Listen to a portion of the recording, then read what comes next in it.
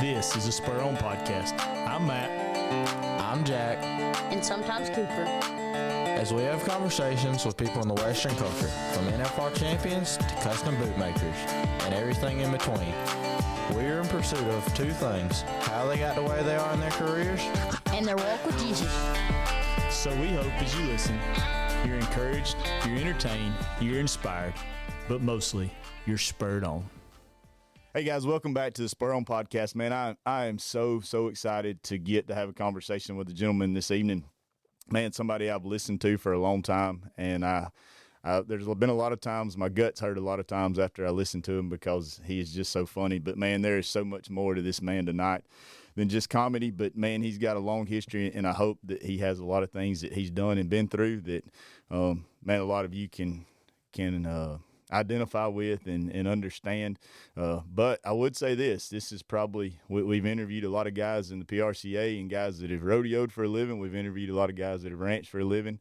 But this is the very first time that we ever interviewed somebody famous enough that they actually met Pancho Villa. So, man, Mr. Chic, I appreciate you so much for being willing to come on the podcast this evening. You know, I had somebody call me a legend the other day, and I had to quote Burt Reynolds and tell him that a legend and an out-of-work bum look a lot alike.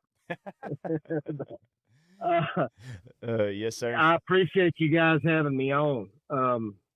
You know, it's my story's pretty colorful. I've been in the darkness and seen a little of the light, and been down the high road and the low road, and the thing about it is I don't sugarcoat it. I'm not Willy Wonka. You know, I'm going to tell it like it is, and I'm going to tell it like it happened. To start my story, I live about 30 miles north of Abilene, Texas, which is about 30 miles south of where my family actually originates. And to go back into how far the ranching industry goes in my family, when my great-great-grandfather first come to this country, the reason he came to this country is he was working for a ranch that spanned about 150 miles from right north of me due west. And he got to having some sort of health trouble and started having to come to the city of Haskell to a doctor. And while he was there, he was spending enough time that he started reading the law, and he became a circuit judge here. And he started ranching, was a judge, and was serving his terms. And my great-grandfather was his oldest son, and he was really a pistol. In fact, for some reason, they passed a city ordinance in the city of Haskell that you could not castrate an animal within the city limits for whatever reason. You know, there's strange reasons all kinds of laws get passed. Were you at least able to ban them? Or? Well, I don't even think they ever heard of banding at the time. But so this great-great-grandfather of mine was such a pistol that he drove his cows up to the courthouse square, dug a hole, lit a fire, and started heeling and dragging calves with fire and branding them and working them right there on the courthouse lawn just to prove how ludicrous the law was. And the judge was his own daddy. I mean, and that should describe to you a little bit of how the Wilfong family is. We're a little bit, all of us are just a little bit of a pistol to deal with. And my grandfather was his oldest son, and my great grandfather ran a receiving station for horses and mules during World War I. And then when they disbanded the horses and mules, it just about put him out of work. But he went back to work with that receiving station, taking in horses and mules during the Depression that were repossessed by banks, and he would pair them up and sell them for the banks. All the time he raised cattle. All the time he was in the cattle business.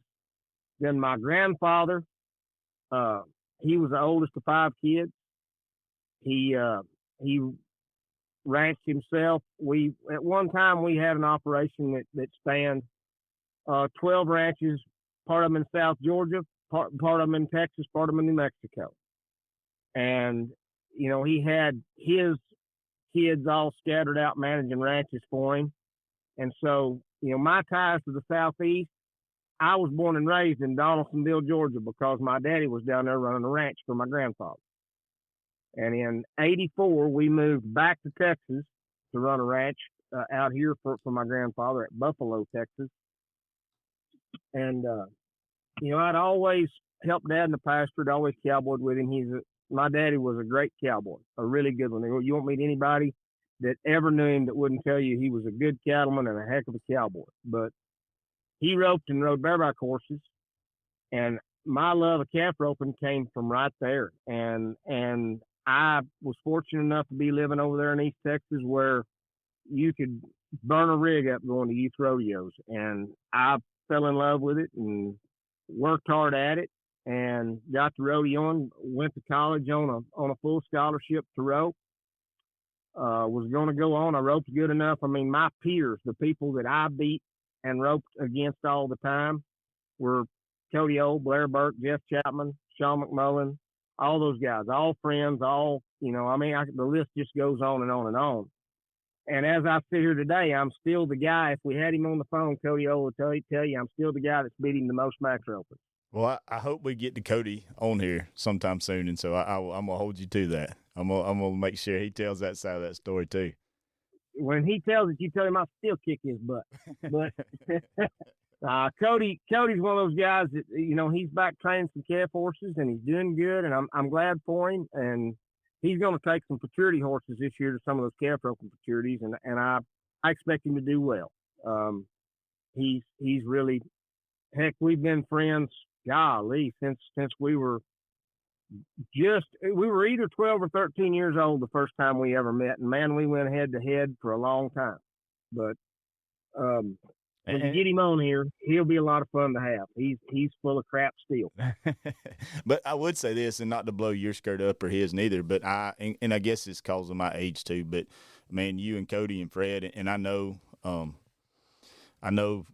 whole everybody is still kind of in disbelief of what the Coopers are going through, and I don't want to make light of that, but I know I've heard you and Cody and other people of your era, talk about the impact that Mr. Roy had on y'all, and I don't want to take anything away from those guys that are roping calves right now, but to me, it was the guys of your era that really brought it to light to me, because I was old enough to watch you guys, and I was like, man, that is – and for me, it was different because it was almost like you guys took calf roping and combined the two things that I loved, and that was sports and rodeo. And so, like, it was different. I don't know. It just looked different to me, and so I think you guys do get a lot of that credit. Roy was such a mainstay. I mean, my dad said in the 70s when Roy came along, he said, let me tell you something. If Roy pulled up, we were roping for second. I mean, and that is unheard of to hear anybody that's a cowboy, and I don't mean just in the arena. I mean in or out of the arena, admit to something like that. That's huge. And then when I was rodeoing, Roy's career had still lasted, we're talking late 70s, early 80s, and I came along in the mid 90s, and Roy was still a force to be reckoned with.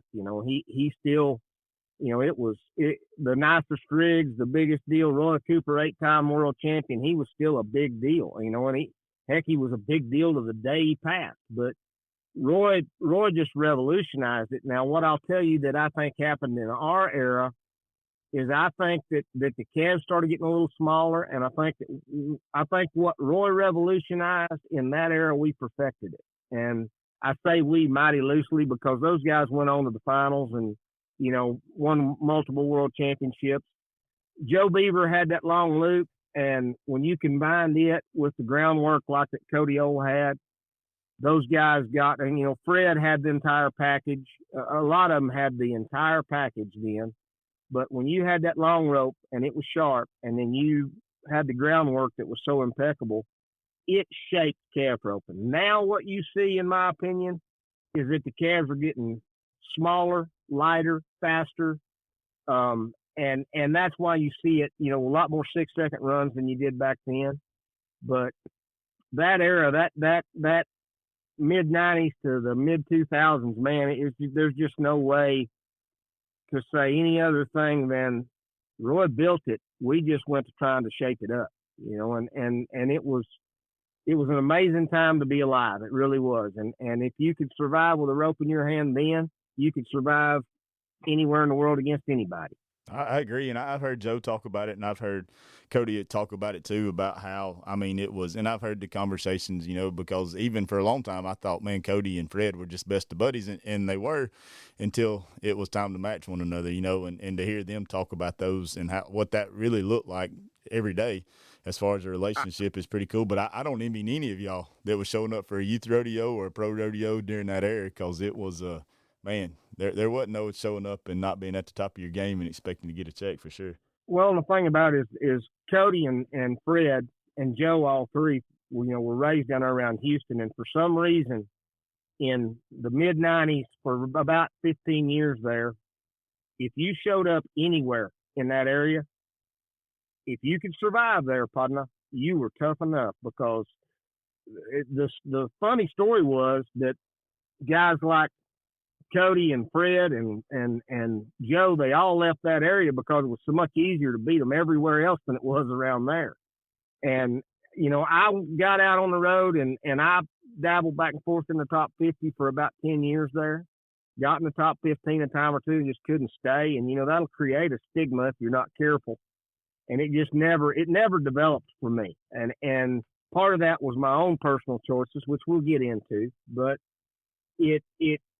it was one of those things where in that era, there were so many guys that you've never heard of and probably will never hear of that were just as tough. I mean, just dirty tough with that rope and that biggin string. So it was an amazing time to be alive and to be roping good and to get to mix it up with that group of people. Yes, sir. You said a second ago that Cody Oil was dealing with some futurity horses. You ever dabbled in that? I haven't, and I tell you why. This is going to sound real condescending. I do not mean it this way, but my old daddy, who I really give a lot of credit to, because he taught me how to do some things that he couldn't do himself. And you got to think about how smart a man has to be to learn it enough to visualize it to help teach a kid when he can't even do it himself. And he had a thing that he used to say. He said, son, there's people that train young horses, and then there's people that get on those young horses and win. And very seldom are they the same guy. You got to decide who you want to be. And right now, I'm looking out across my barnyard at a herd of head horses. Team roping is my game now because the money's so good in it. But every one of them horses are horses I bought that I saw something in them that I liked, and I have pieced them together. And I'm going to play with some young head horses. A lady I'm dating now, and we are pretty serious, and she's helped me with my walk quite a bit. Her horse program is really good and really strong right now, and she's got a horse or two in mind that she really wants me to start, and we're cowboying on them some and using them some and kind of trying to move that direction. Is it something I like to play with a lot? No, sir. I'd rather step on and go where the money's at myself. Now, I realize these futurities are getting to where there's a lot of money at them, but you're still dealing with a judged event. And I'm one of those guys that I might quit worrying about how good it looks trying to be fast. and that's just, I'm not quite, I'm good enough with a horse, but I'm not a showman with one. And, I think it's smart to recognize your limitations and recognize where you want to be with that type of deal. And that'll go a long way right there. And that's even with a 16-year-old and a 13-year-old, I try to tell them that too, because the world is so broad, and just trying to figure out what you're good at, and not even what you're good at, because you can be good at a lot of things, but figuring out what it is you want to do, because there's only so much time in a day and days in a week. And so, I mean, at some point in time, you gotta decide. And like to your point a minute ago, I've heard for my whole life that the majority of the caddies that caddy for all the household names that play golf, most of the time are better golfers, but they just don't have whatever that is that plays on Sunday. Well, and so, whether it's situations, whether it's personal choices, whether it's they didn't get the break at the right time that the golfer they're helping got, or whatever sets it to where their situation's better carrying that bag and advising that golfer and making their money that way. You know what?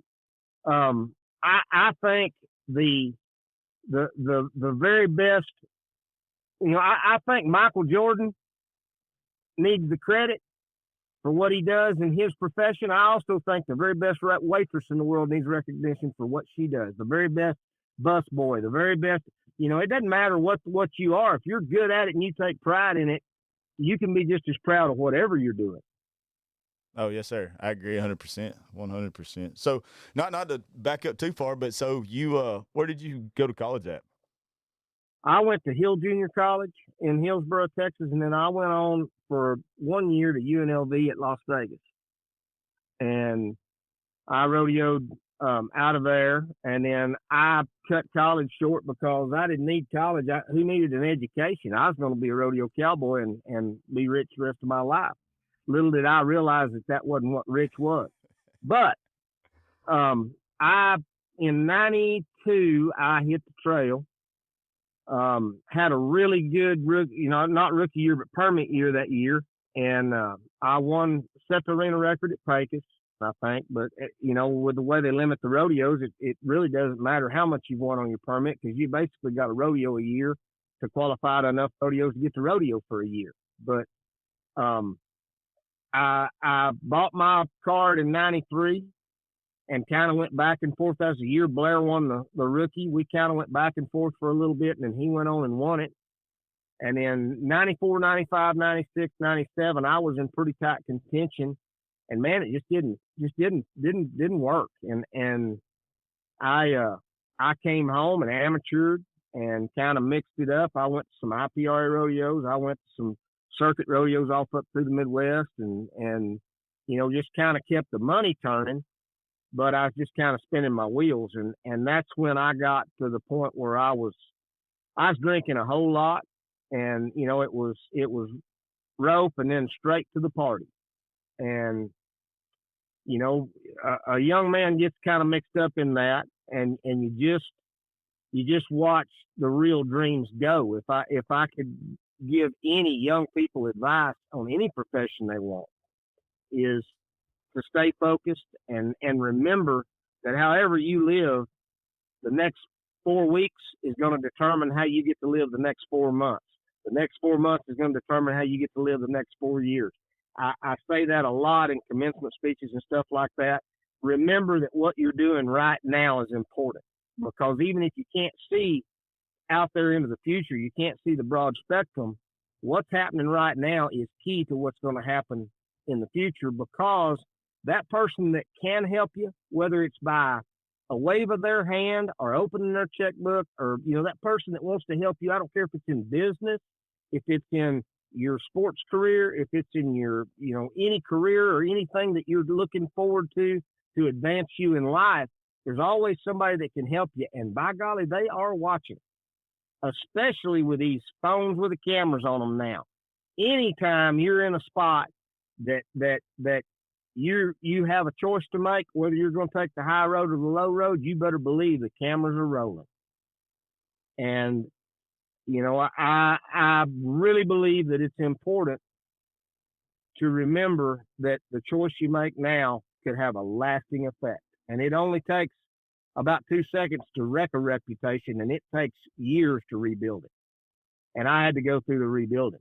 I had to rebuild my reputation and my word with my family, with my friends, with the people I knew, just because I just pretty well become a drunken bum cowboy, and it made things tough for a lot of years. But I can tell you that when you come out on the other side, it sure does make what all you went through worth it when you get it corrected. And it's never too late to go back to that Y in the road and take the right direction. Yes, and I agree too, and I think too, something I wish somebody, and it's so simple, but and then there again is, I don't throw this at my parents, or anybody else that ever spoken to my life, but man, the term that, man, to put off immediate gratification for long-term goals is I don't know, it just strikes me different. And to hear what you just said, I mean, that's exactly the thing, instead of the immediate gratification of the fun time at the bar and the girls and the life. If you can put that off and just go to bed tonight, man, the goals tend to happen. Oh, yeah. And so it's but man, there again, I don't know. I don't even know if somebody would have told me that as a young man, if it would have sank in, because I'd have just figured they's full of crap and I knew better and went on my way anyway. But Hey, I do. I had a Go ahead. go ahead. No, you go ahead, Mr. Chick. I had a lot of conversations with wiser and older people than me about quality, not quantity, and right now versus the future, and they didn't make sense at the time. Age and maturity does a lot for you, and I'll never forget. I was, in my mid-20s, and everything was going real fast, and boy, we were running down that road hot and heavy, and I don't know, I'd had a wreck and wrecked a rig, and thank goodness I was okay. The horses were okay. Rig was toast, and so I was kind of hitchhiking the rodeo that year and getting in with buddies and friends and hauling partners and having to rodeo poor and having to try to make a living like that. And I remember an old friend told me, he said, "Son," he said, "you just keep living, keep living. One of these days, age is going to help you grow up enough." And it did. It just finally had to catch up and catch on, and I had to step out there and figure out what the real world is and go to making a living. It just, I think, depending on who we are and the situation we're in, our maturity levels can be different, but we're all going to get the chance to grow up before it's over with. If we can just keep taking breaths and not wind up in some bad wreck or on some bad drug or on something that ruins our lives, eventually, and this is probably something that I've always said, but means a lot more to me this day and age. God will show up. Just stay straight, stay the course. God will show up. Yes, sir. Well, hey, I do. When is it, or when was it, or has it always just been who you are? But when did Chick actually meet Pancho Villa? Man, you're talking about old rodeo BS. We told that story. I told it all over the world for so long, and for some reason, it's not even the funniest joke I tell, but it just got so much traction, and so many people loved hearing it. And I'll tell you, the way that you see that on my social media is, we were at San Angelo at the roping fiesta, and the tradition every year is we'd go to the calf roping, whether I was entered or not. We'd go see the calf roping, maybe go play in the Calcutta a little bit, and then Saturday night after the calf roping, they'll have a dance. Well, we'd go to the roping, we'd all go eat a big steak, we'd come back and go to the dance, have a big time. And that particular year, my sister had come out there, and she said, "Are you going to tell those jokes?" Because they'd ask me to tell them every year. I'd tell a handful of jokes for my buddies there. And I said, "Yeah, I'll probably so." She said, "Well, I want to film them." And she did, and she sent them to me. And just out of just pure curiosity, I put them on Facebook. And it just went crazy. I mean, I was so green to Facebook and knew so little that the hackers have got a hold of me and stole my pages, I think 5 times now. And that thing has come back and gone viral, or gone double viral, or triple, or whatever you want to say. Every time I lost my page, I could just post it right back on my new page, and it'd go that way just that fast. And it's that way on TikTok now, on YouTube, on Facebook. It's just crazy. But all that was those old jokes we told around those arenas, and around the pens working cattle, or around those sale barns, or when we were sorting cattle for order buying outfits and sending them to the feed yard, stuff like that, or going out on grass with them. It's just old BS. I mean, you've got your buddies and they tell you them old BS stories just like we do. All of us country boys are the same in that regard. Yes, sir. But is that who you've always been? I mean, even as a kid, were you the guy that loved to make everybody laugh? Yeah, I was always kind of the cut up and I was fortunate, and this goes back to when I was a young man roping in high school. I was having some trouble with my nerves. What I was going through is they had a lot of forehead calf ropings then, and man, I might be winning the average of going into the last round, and several times I just couldn't finish. or I'd went along around the rodeo and then could not finish in the short go. Just had a mental block of some sort. Get tensed up and tightened up. Well, when I was a little kid in the Southeast down there in Georgia, my mother enrolled me in choir, and we had an unbelievable choir teacher. And he helped develop my voice, and I got to where I was singing a lot. And so Mom signs me up to go to singing the national anthem at all those high school rodeos. And I sang them at every high school rodeo in our region that year. And then, for 3 or 4 years, actually. And then she signed me up to sing them at the Texas State High School Finals, at the National High School Finals. I've sang them at the College National Finals. I've sang it at a lot of bigger opens. I've sang it at a lot of rodeos. I sang it, about 3 months ago over here at a open at Andrews, Texas, just west of me. It was something, and what it did is my nerves were so tight to sing that national anthem that by the time I got back to that horse and stepped on and was swinging my rope, something I knew and had a lot of muscle memory for, then I wasn't tense anymore.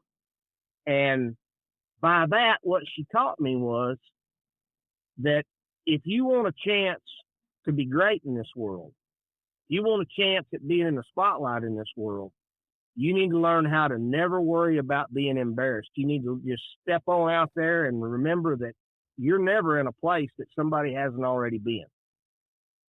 Everybody gets through it. And if you'll just step in a room full of people you don't know and smile, before long you'll have them in your hand if you want them that bad. And it was a tool for life that I didn't realize she was giving me when she gave it to me, but it carried on. It never bothered me to get in front of a group of people and tell a joke or tell a story or heck, tell my story. And it was one of those things that has benefited me throughout my life. And I'm so thankful that she did that for me. Oh, yes, sir. Well, you don't have to look around far at this generation. They all got their head hung down because they're so used to looking at their phone all the time. I do. It is just being able to speak to one individual is a huge accomplishment now. But so, man, I do. There's no telling the benefits that she gave you without you even knowing it back then. So after the rodeo deal, did you just burn out, broke out? You couldn't just. You know what? I'm one of the few people that never burned out. The road never bothered me. I came home and I went to work for my dad, went to cowboying, and amateur rodeoed some more. And the truth of the matter is the horses I had, the horsepower I had, them horses, they'll age on you and you'll lose them eventually. And I kind of lost out on the horses, and I rodeoed a little bit longer, but I just kind of fell out of it, and I got married in 2004 and went to trying to make a living, and Dad had moved us to West Texas to look after wheat cattle out here, and one year there I went to work for a fencing outfit, just kind of filling in the void, and the man I was working for in a fencing outfit, I had an aunt inherit some land when my grandfather died, and she called me and asked if my boss would want to come build some fence on her. And he told me he didn't want to go that far. And I said, you know what? I think I might do that. And I bid the job and got it. And we never looked back. We've been running ever since. I was married 20 years and in a divorce now. And kind of moving on with life, but that's how we moved, through that. And it became something I wasn't as interested in it anymore as far as the roping. But I've got 2 personal pickups, and I will put 100,000 miles a year on them if I'm not careful. I still go a lot. And now that it's team roping, I really didn't get back into the roping at all, and I had a friend down the road call me and say, hey, I need somebody to turn me some steers. I'm not getting to practice like I want. Would you come turn me some steers? And I had a couple of using horses here that I used in the pasture, and I just took them over there and got to roping with him, and then I got to looking at what these World Series ropings were paying, and I just kind of poor boyed it. I started with some older horses, and just kept trading up. And every time I won a big check, well, I bought another horse and might improve on my rig a little bit. And we've messed around and kind of got it where we get to do things like we want to do them now. And it, it's a long old story, and we poor boyed it all the way through, but we're fortunate to get to do things like we want to do. Oh, yes, sir. Yes, sir. What have you been to the finals there in Vegas? Have you roped in those? The finale? Yes, sir. Yes, sir. Yes, sir. I've been every year since 18, I guess. Oh, really? And as we sit right here, I've got 5 qualifications won to go out there now. It's the earliest in the year I've ever had that many of them, and my horses are all, everything but one horse is 12 or 13 or 14. And so, they've got enough age on them that you want to save the runs on them. And so I'm kind of picking my partners and I'm entered out there. So I'll go to the better opens this year, but other than that, I'm going to kind of rest up and mend up. I've had a little bit of shoulder trouble just from age and wear and tear, and I'm going to rest up, mend up, and make sure my horses are in great shape. And we're going to go at it from a businessman standpoint this year. Yes, sir. Well, the amount of money that's on, I mean, it blows my mind every year when I open the magazines up and I see what the payout ended up being on those ropings. I'm like, it is crazy. It is crazy what they've turned into. Well, and I've won a gargantuan amount of money, and all I've really done is gone to those ropings. I've got a bunch of money won, and of course my number has progressed, my classification number, it's moved around, and of course that's what happens. But,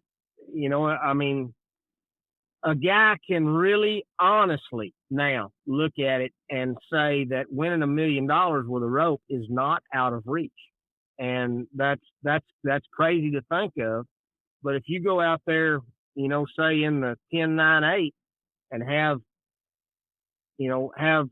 things go your way 3 times, you can leave there with nearly $1 million. Yes, sir. And that's just, it's unreal. Of course, it costs so much more to go now than it did in, I remember fuel was 88 cents the first year I rodeoed. It's changed a little bit. You could buy the nicest pickup going for $20,000. And, that's changed. Horse trailers, my goodness, have you seen what they cost now? Yes. It's just, everything has progressed. And of course, what a horse costs now is crazy. And the thing about it is there's less and less of us every year that use them outside, as far as using them on a ranch or using them in these wheat fields. And there's just not as many people making them anymore. And so it makes them harder to come by. Oh, yes, sir. I mean, even, and heck, the biggest thing, I mean, for us around here is even, I think the calf roping died with the cattle prices, because it just got to be, I mean, man, I remember buying the little knots at the sale for $100 a quarter, or buying all the Holstein calves the man had on the trailer for $40 or $50, and it didn't break your heart if one of them killed off on you. But nowadays, it'll hurt your feelings bad to see somebody snatch. Oh, yeah, it does. And the thing about it is, I don't care if you were a rodeo cowboy and you were raised in town, or if you were ranch raised or whatever. We've always in our sport been stewards of the animals. All right, there ain't nobody here that wants to be hard on them. There ain't nobody here that thinks bad of any of them. But they're athletes just the same as we are when you're practicing on them, and things happen.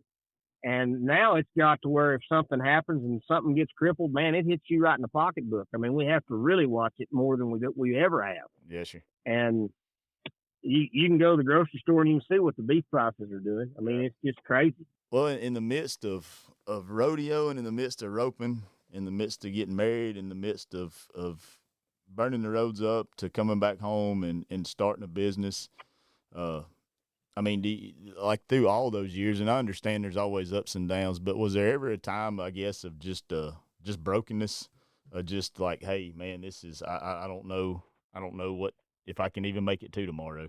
You bet.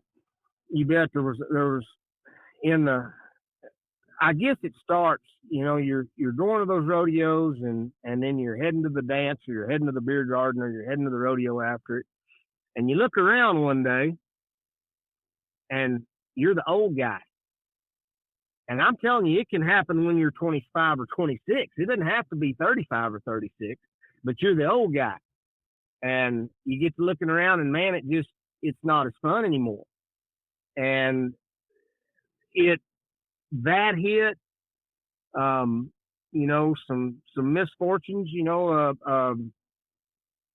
not the right horses, or not the right, not having a rig, or not having the things that I needed to get the places I needed to go. And man, it just got to where it was a really dark time, and I got to drinking more and more, and along with drinking, I was sure enough raised a cowboy by cowboys, and so not only would I drink, I'd fight, and I wound up in trouble, and wound up with, getting to deal with the law and stuff like that. And I went through a really mixed up time in my life about the last half of my 20s, and there were times I didn't know if I was going to come out of it at all. It looked like every choice I made was the wrong one. It didn't matter what it was. It just was, man, it was just tough. And there were times I just felt like sitting down, just like giving up. And something always would spur me on. Now, did I know what it was then? No. Do I know what it was now? Heck yeah. But, if it hadn't been for God, I'd have never made it.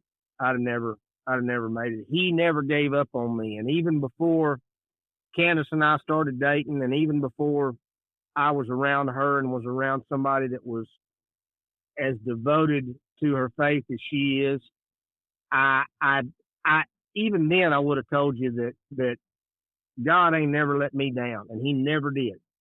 And so, I had a base, even though I was cussing up a storm on social media and telling them old dirty jokes and all that stuff. I never lost sight of what the right thing was. Just a lot of times it was the hardest way to go. Well, and I also, and that's really what I hope with the podcast to try to change, because I agree. And like, I think culturally wise, and I do think it's changed. I think the pendulum is beginning to shift in a pretty strong way in a lot of ways, but I do the same thing. Like, I always knew the base, but I always wanted to, and I didn't grow up like you did, but I did, man, once we started roping and rodeoing, man, that life didn't look like what Sunday morning looked like. And so, man, that's what I chose. And so, man, chasing that for a long time, because I didn't think there was an alternative. I didn't think that you could be this guy that you wanted to be and also love Jesus and be bold about that. I'm not saying you got to show up to the roping and pull your Bible out and say, wouldn't everybody turn with me to Ezekiel? We're going to read a few verses before we rope, but just being it, just being the guy. And I've heard you say it multiple times, like you might be the only Bible anybody ever reads, and just being that guy. Right. I love that saying, and so I try to say it every time when I do one of those devotionals in the mornings, or when we're doing the Bible study on Wednesdays. And I'll tell you as quick as I can the part of that story. I was raised. My mother was a praying lady. She was 100%. And my dad was a believer, but he didn't darken them church doors very often. I mean, he was a cowboy, and that was just. Sunday was another day to him. We had something to do. But back the first part of last year, that marriage that I told you I was in, I mean, we had a lot of trouble, and off and on over the years. We were together 20 years, and she left me 5 different times. Man, it's just a tough deal. And I'm not going to say that I was 100% the greatest thing in the world to be married to. I'm just saying that it was pretty tumultuous. And late last year, we had gotten, pretty far apart throughout the year last year, sure enough. And I was working out of town and needed to get ready to go to Vegas. And I had asked the lady I was married to, I said, hey, I'm going to need some help getting these horses in shape, getting ready. I had a job going that was 4 hours from home that I was having to pretty well camp on.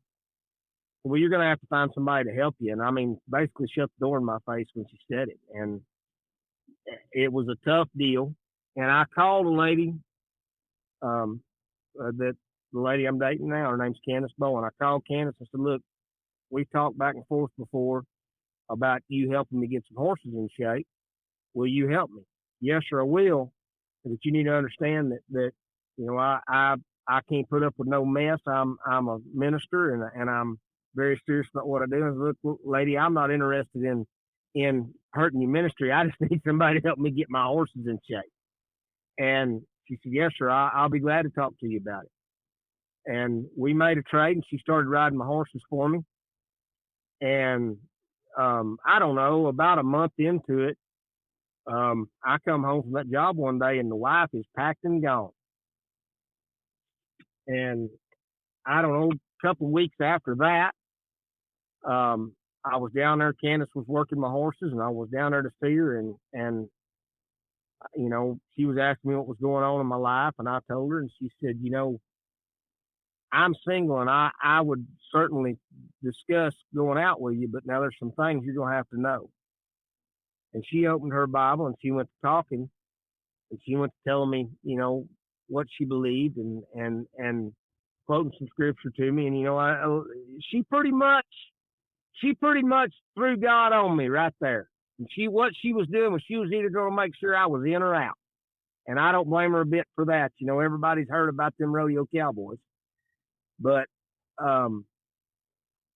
we started talking and started dating. And if you want to know the truth, I aspired to the peace and the kindness and the love that woman has for everything she does and everybody around her. And she has a church there at Comanche, Texas.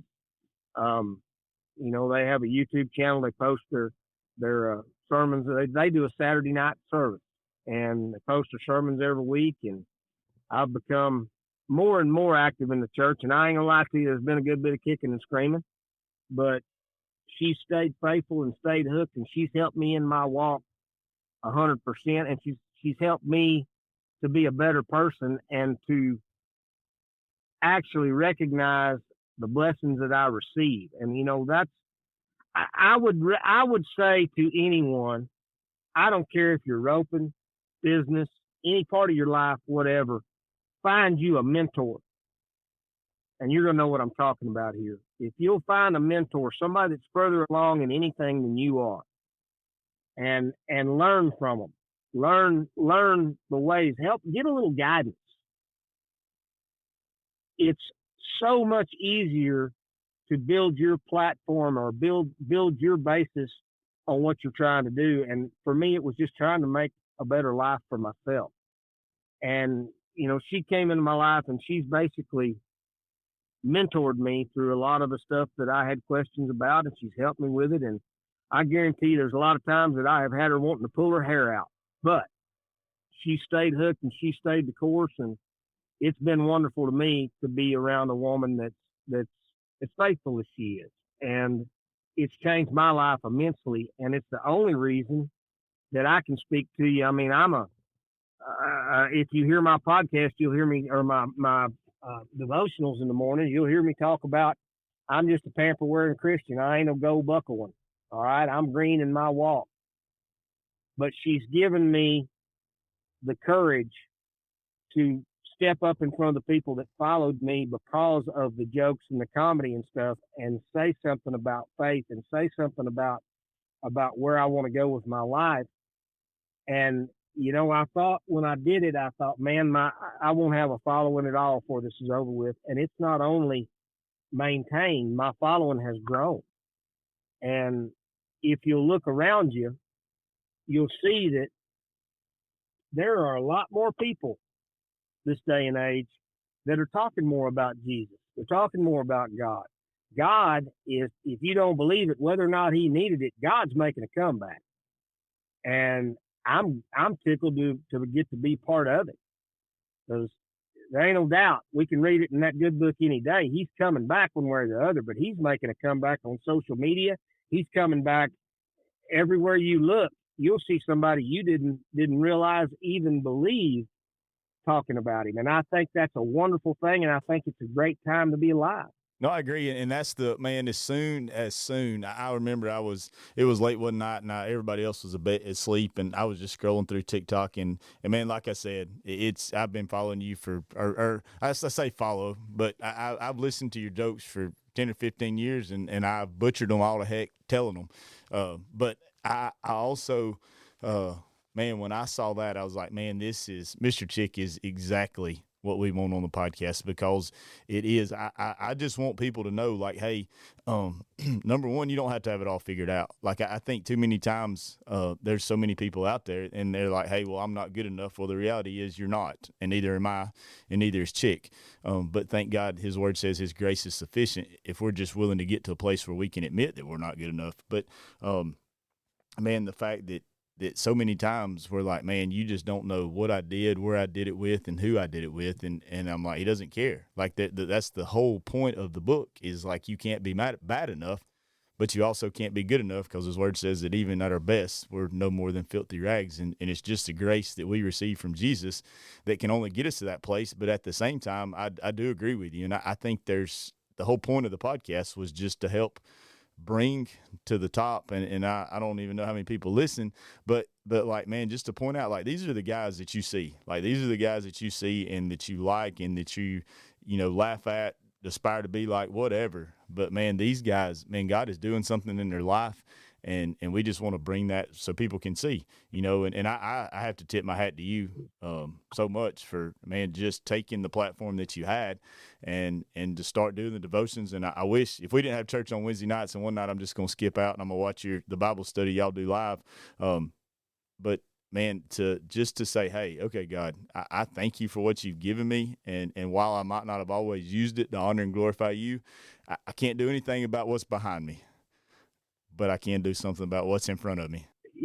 One of the greatest, it'll sound crazy to you, but something that really resonated with me is there was a movie that was out, and it was a horrible movie, but it was called Cowboys and Aliens. And there's a old preacher on there that the aliens killed this old preacher, and he's dying, and he's in front of the main character, which is Daniel Craig, who wound up being a James Bond son. So you know what I'm talking about. And he looks up at him and he says, God don't care who you were, son, just who you are. And I hear that a lot in my own mind. And I it over and over, he don't care who you was. He cares who you are.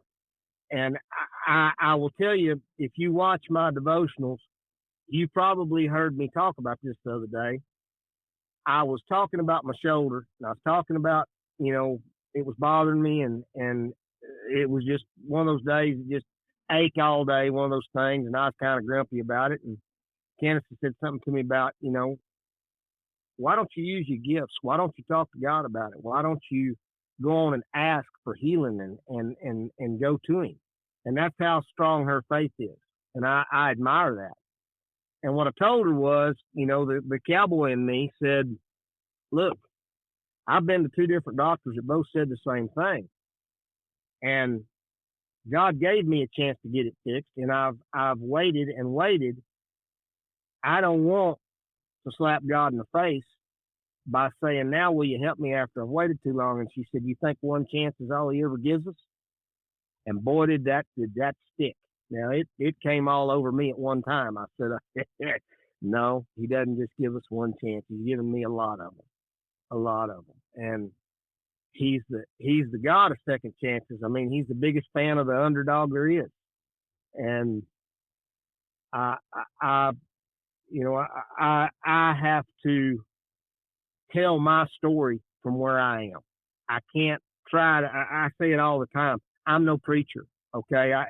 If you're looking for somebody that's going to hit you over the head with that Bible, it ain't me, because I'm just not a preacher. And when I say that, she cringes. Candace does. She'll say, hey, he don't call the qualified. He qualifies the call. And I understand that. It's not my goal to be a preacher. It's my goal to share that joy that comes in the morning. And if you'll put a little peace and a little love and a little kindness and gratitude with it, how much better my day is. And if it can happen to a hardhead like me, it can happen for anybody. And that's what I want to share. And I want to share it from the place that I come from, which is mighty, mighty green in my walk. But I think that talking about the real problems and the real things that I come up with every day, the things that I see every day as I'm trying to walk closer, I think that might help people with their walk. And you know what? It seems to be resonating with people. It seems to be something that people are enjoying listening to, and something that that I get positive feedback all the time about it. And I'm thrilled just to be able to have a platform and to have enough of a voice to tell my story. So it's really been a peaceful and wonderful thing for me, even though sometimes I kick and scream and say, "Man, Candace, that's mighty devout, and that's way out there, and I don't know about that, and I don't know about this." And man, she'll just, how Gus said that he'd been cut like right in the jugular like a Comanche. Candace can sure get me the same way they could get Gus. Same deal.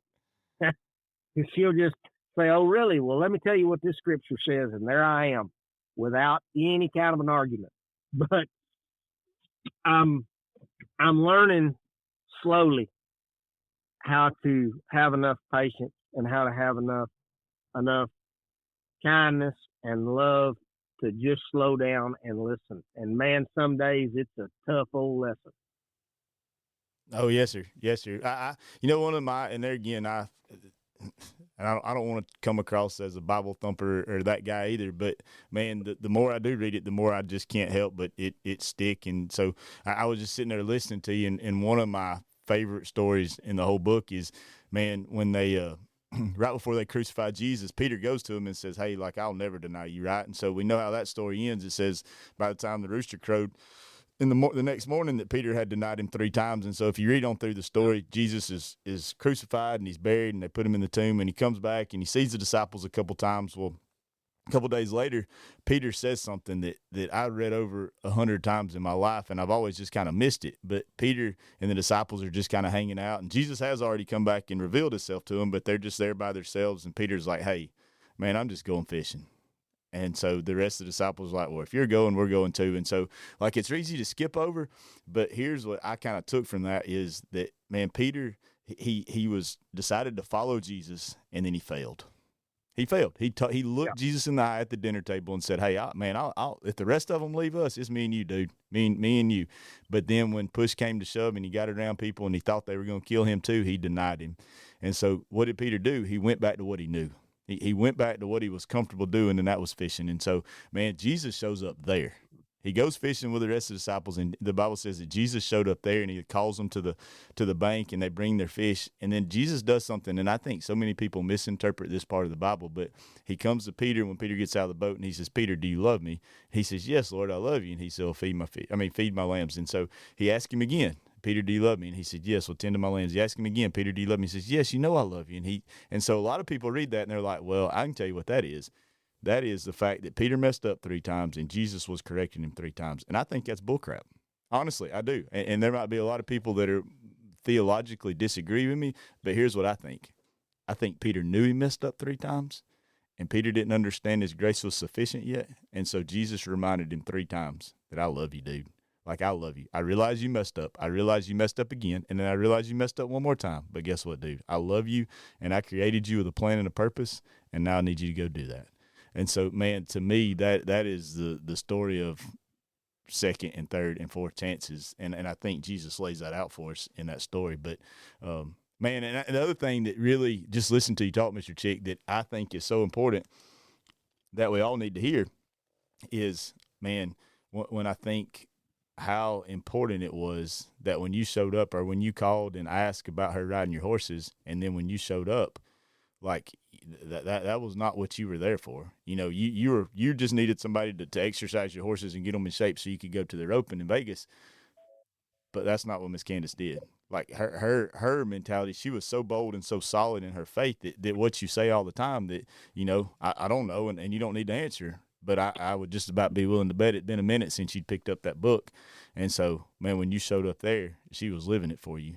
And so, just like what you, it had been way more than a minute, you know, and what I saw when she did that is I saw more. I guess what I'm trying to tell you is I saw more love and more compassion and more of a real human being right there than I'd seen in my life in a long time. Because she cared enough, not about me at the time, but she cared enough about Jesus and about God that she knew that I was at a point in my life I needed it shared with me. And she was in a position to share. And, you know, she's one of those women, man, I hope that sometime in the future we get to come back on together and you can meet her, because let me tell you, that woman is on fire for God. I mean, there ain't no backup in her. There ain't no phony. There ain't no false. There ain't no fake. She is that way. She has been through the fire in her own life, and she looks past it, and she works at it, and she's just trying to be exactly who she says she is, and she don't care who thinks bad of it as long as she's living for God. And I'm gonna tell you, that's something I can only aspire to, the way she does. I mean, she's in that Bible every night. She's in it every morning. She leads a group of 1,700 women on Facebook, and she's on there every morning at 4:00 in the morning, doing Bible study with those women. I mean, she actually lives it. She's not just talking that stuff, you know. And I'm amazed at that. I'm amazed at people that have that quality of commitment to the good Lord. And I hope someday that I can fulfill the things He's called me to do, whatever they are, because she's doing it and living it. And that, I have so much respect for that it's just unreal. And I never thought I'd be sitting here telling you that. I mean, and I like to talk about, you were talking about Peter and about him dealing with Jesus dealing with him.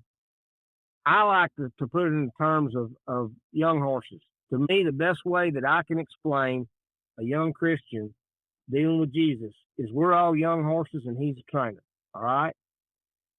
Screw up a little bit, you get to go right back around the round pen and then try it again. Screw up a little bit, He'll send you right back around that round pen and try it again. And brother, let me tell you, I have been around that round pen enough. I know every panel in the pen. Where the rust spots are. I know where I'm gonna bump my stirrups every time I go by. But every time I come back around, He gives me that same chance again. And if I haven't learned from it, I get to make another trip. If I have learned from it, we go on to the next thing. And there's no greater love and no greater commitment to the people that are obedient to Him that anyone could offer. I mean, think about it. I mean, I heard it said as simple as I've ever heard it said. If you didn't know somebody from Adam at all, they'd never, walked up and shook your hand, never acted like they knew you, never even tried to get to know you, yet they wanted to walk in your house and act like they were your greatest friend, would you not be somewhat suspicious of that? Of course you would. If you will try to get to know the Lord, do your part, when you walk in those doors with Him, you're not only going to be welcome, you're going to be one of the people. You're going to be one of the group. And that's where I want to be. I don't want to wait on my blessings till I'm in heaven. I just soon live some of them now. How about you? Yes, sir. No, I agree. And the other thing too, though, I there's another story in there in Paul. When I think about your story, I think about, man, the dude going around, man, not that you were persecuting Christians, but I'm just saying, to me, that's the worst there was, right? And so, but yet, man, God had a purpose with him. And I think so many times living where we live, and I don't care if it's the Southeast or Southwest, but in the United States in general, man, we look at it, and if you're going to call yourself a Christian or a Christ follower, then, man, the world perceives you. And I think because there's been a lot of people that have screwed this up for us and acting like they had it all together, and the reality is none of us do. But, man, even in that story, there's a guy named Ananias, and it's the only time that in the whole Bible that his name is mentioned, but God just asked him to go and pray for Paul. And so I thought so many times, like, how many times, like, maybe it's, and I hope, I do. I'm going to hold you to it. I would love to have you and Miss Cindy on here together. So you just y'all figure out when that'll work, and we'll make it happen. But, like, I think about before I started watching your stuff, and then even before this conversation and the one we had before, I'd never heard of Miss Cindy, and I don't mean that in a derogatory way. I'm just saying. Yeah, but, Candace. But, Candace is. Candace, I'm sorry. Well, no wonder. Yeah. That's right. See, Well, you're gonna get me in trouble. All right. Well, just don't come on here with Cindy. But Candace, you bring Miss Candace. I'm not coming on with Cindy for sure. But my point is this: I had heard of Chic Wilfong, right? And so my point is, just like in Ananias, maybe nobody ever heard of him before, but because of what Ananias was willing to do, man, the whole world was changed because of what Paul did. And so because of what Miss Candace was willing to do, man, how many people, you just admitted how many people have been able to be changed and drawn to him because of what you're doing. And so, man, the reality in that, and the kind of the scary thing is, like, how many opportunities are we missing every day to be Miss Candace? Just to share. Maybe it's not us. Maybe it's not us to be the next guy that the whole world hears about Jesus. But who is it? What is it? The guy at the feed store who needed some help loading his sacks, or is it the lady at the gas station who you just offered to let go before you, even though you were in a hurry? You just showed a little bit of kindness and a little bit of love of Jesus, but because of that, there was a relationship to be able, and maybe that person is the one that tells the masses, right? And so, that may be that may be the person that saves 1,000 people, you know, right. And it goes back to, that's why I love, and Jim Frank Richardson lives off down there at De Leon, Texas, is an old cowboy. Of course, you wouldn't know his name either, but he's the one that said to me, "You may be the only Bible a person ever reads, son. Just try to act accordingly." And man, that resonated with me. I say it every day on my deal. And while I've got you on here, if anybody out there wants to hear Candace or hear anything about her cowboy church, ladies, it's Western Women of Inspiration on Facebook. You can go to it. You got to go through a certain deal and join, because she don't let no guys go on there and harass women. It's all a women's group, and I can't even tell you what goes on in there, except I know they love Jesus, and I know they talk about him a lot. Or her church is Comanche County Cowboy Church for Christ. It is on YouTube. They have a YouTube channel. Their services are every Saturday night at 6:00, and they post every service every week on YouTube. And I hope you guys will check it out. It's a really cool it's in an army tent with a dirt floor. That's exactly how she wants it.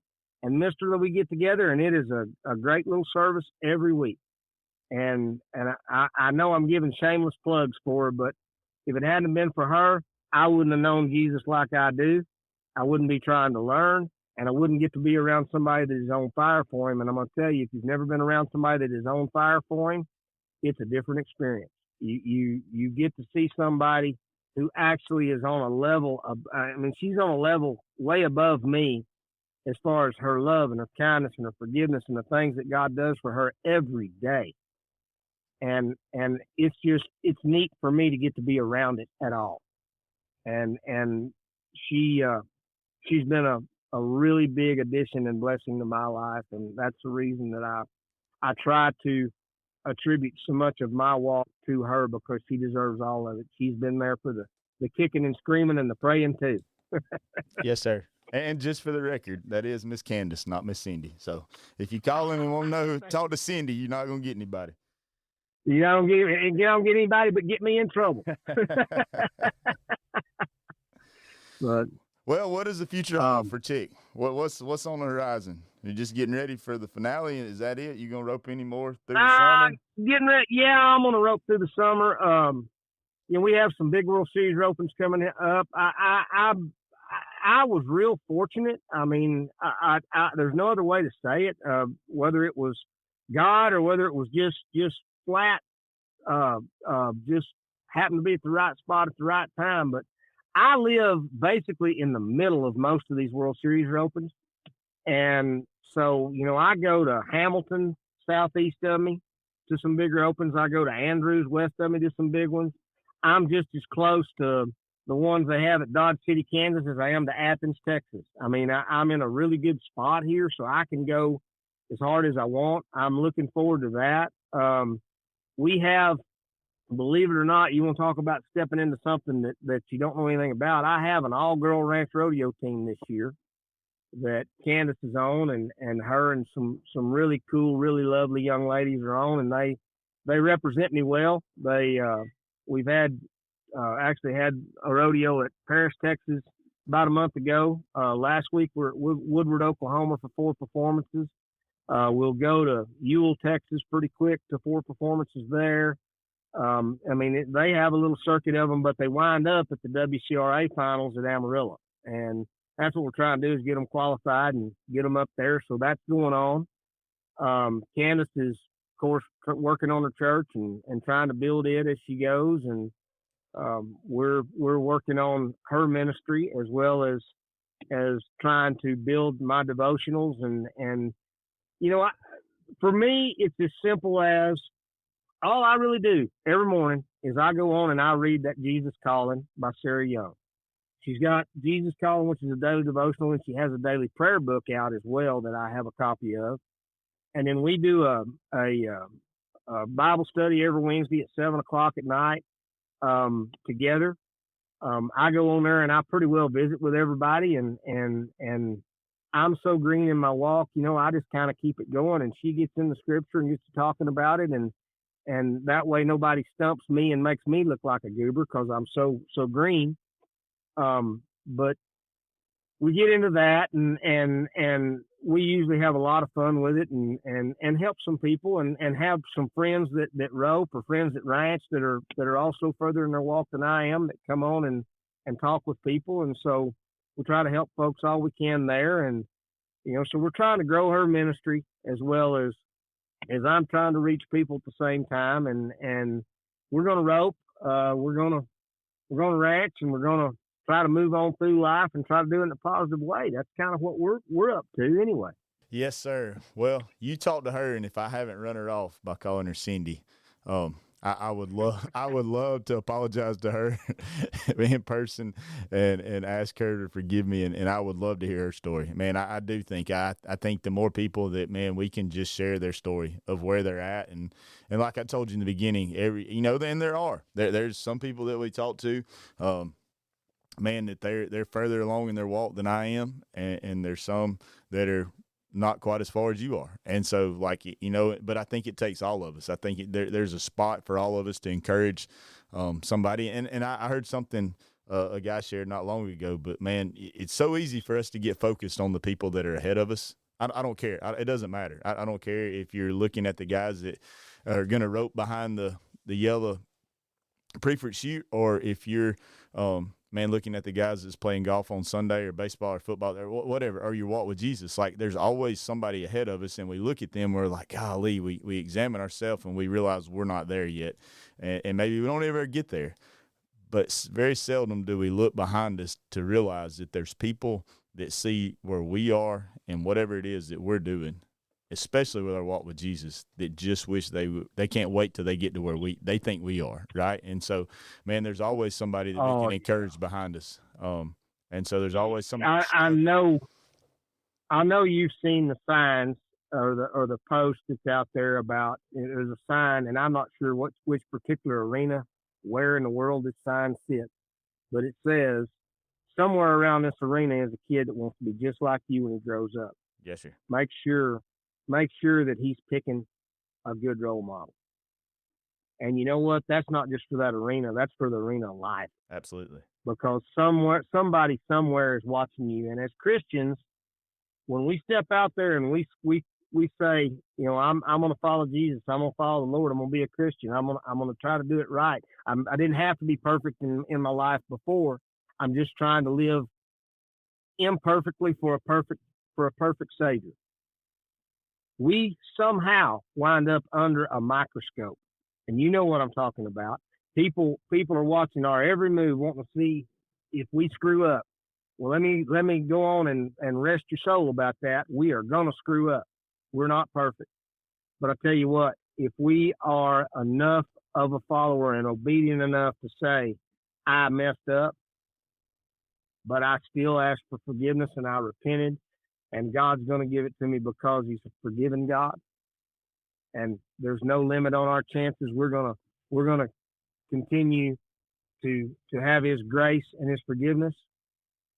man, I think you're going in the right direction all the time that way. I think you can do no wrong as far as trying to help lead people to Christ if you're just honest with yourself. No, I agree, and I think that's what the church as a whole, I call it the big church as a whole, that's where we messed up. Like we want everybody to hear about His grace, but we for a long time anyway, and I think it's changing. I do, because I think there's more people just to be willing to say, hey, like I not only have I screwed up today, and so like even though I'm professing and I'm putting this out here and man, even in doing this podcast or pastoring a church, like, man, there's so many times I fail as a dad or a husband or a pastor. Like I mess up. I'm going to mess up, and I'm not going to live exactly according to that book. And the point is this: none of us are ever going to achieve that. And if any of us could, then there would have been no point in Jesus coming at all. But I do think for so long we tried to mask that and hide it. And so, if you were a follower of Christ, you're a Christian, whatever you want to call yourself, man, then you had it all figured out. Well, that's bullcrap, because we don't. None of us do. But we're just striving. The difference is, man, we're willing to, believe what His word says, and that says His mercies are renewed every morning. And so, I can be like, God, thank you for your grace. I didn't do that, and I did, but I do think this. So, and I'm Mallory asks me all the time. She's like, I can't believe you said that. Like, I can't believe you told people that. And I'm like, well, here's the point. If this thing ever burns down in a scandal, it ain't going to be because everybody didn't know about it. So, there's not going to be any skeletons in the closet, because we're just going to tell it how it is, and our hiccups and hang-ups and falls, and, man, they're going to know about them, but they're going to know about the grace that we get from Him. And so I think the more that people like you are willing just to share, people like me just willing to share, man, I do think, man, we will, just like what you mentioned earlier. I think we're going to see a even greater, coming of Jesus of people of this generation. Well, and I think it's important that whether we're in my place in my walk, or in your place in your walk, or come up to whoever whoever you look up to, okay?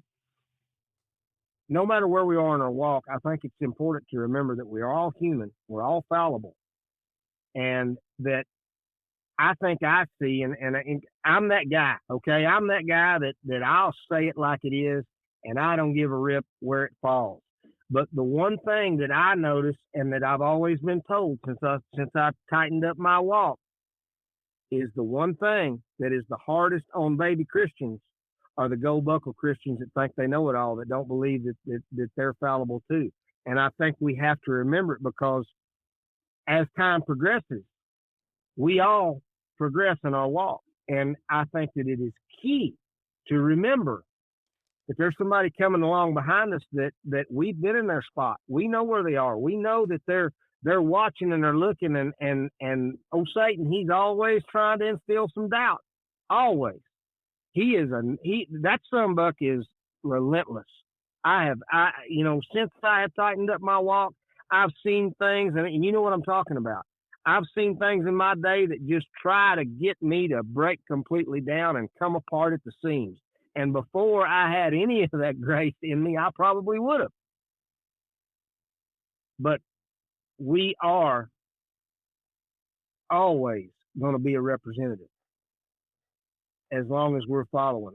And I think if we are the best representatives we can be, and if we're the first to admit we're fallible, then I believe we're a role model enough to help people move towards the Lord. And I hope that we are. Oh, yes, sir. Yes, sir. 100%. Well, Mr. Chick, I want to be mindful of your time. I know it's getting later, but I appreciate you so much. I'm so grateful, so thankful that you're just willing to come on here and share a little bit. And I definitely, if you can talk Miss Candace into forgiving me, I would love to have both of you guys back on here. I guarantee you, she won't think twice about it. She's lucky if I call her by her name. Some days I don't recognize the guy looking in the mirror at me, so it's no big deal. But yeah, I do want to bring her on, because she can talk in a certainly a higher level about the good Lord than I can, and she can tell her story, and we can tell our story together about us coming together. Let me tell you, it's a good story, and it's inspired a lot of people, what little we've told about it, because we didn't really want to go on and tell our entire story until we had some steps completed, as far as we want to go on and make sure that we could tell our story and do it in a way that we could give it and help inspire people. But what little we've given, man, it resonates with a lot of people, and it just, she keeps us focused on keeping God first. I try to keep us focused on moving forward and trying to progress as people. And somewhere there in the middle, we overlap, and we're just two imperfect people trying to serve a perfect Savior. That's all we're trying to do. Oh, yes, sir. Yes, sir. Absolutely. Well, Mr. Chick, the only way that we know to end these things is, man, just to pray for those people that have been willing to come on the podcast with us tonight. So if you don't mind, before we jump off here, I'd just like to pray for you, and I'm going to pray for Miss Candace too, if that's all right with you. Man, you get after it. The more the merrier when it comes to prayer for us. Yes, sir. Dear Heavenly Father, Lord, I thank you so much for Mr. Chick, and it's amazing to me, God, when I think about how just organized and planful you are, and I think about how you allow people to come in our life, man, for a purpose that we might not even see. I remember listening to Mr. Chick the first couple of times and thinking, man, how funny that was, but yet to come full circle to where we are now, I don't even know how many years it was ago, God, but man, just to think about where we are and to be able to have him on here tonight, God, and so, Lord, I just lift him up to you. Lord, I thank you for his heart. God, I thank you for his willingness to serve. God, I pray that you would just surround him by people that would encourage him, God, that would push him towards you. And God, I pray, Lord, that he would do the same for others. God, I pray that you would begin to put your word in his heart. So, Father, that when he speaks, it just comes out, and that people come to know you because of it. God, not so that he would be honored and glorified, but, Father, so that you would. Lord, I thank you for this podcast. Lord, I thank you for Miss Candace, and just be willing to step up, man, in the time of where it looked like just a deal being negotiated. But, God, she was willing to do what your word says in Matthew 6:33 and seek you first. And so the first thing that she came to was to make sure that Mr. Chick knew about you, Lord. And so I just, man, I pray for her, God. I pray that you would continue, man, to grow her. And God, I pray as a couple, whatever you'd have in store for them, whatever that looks like, because I know this, your word says that when you knitted them together in their mother's womb, that you had a plan and a purpose for them.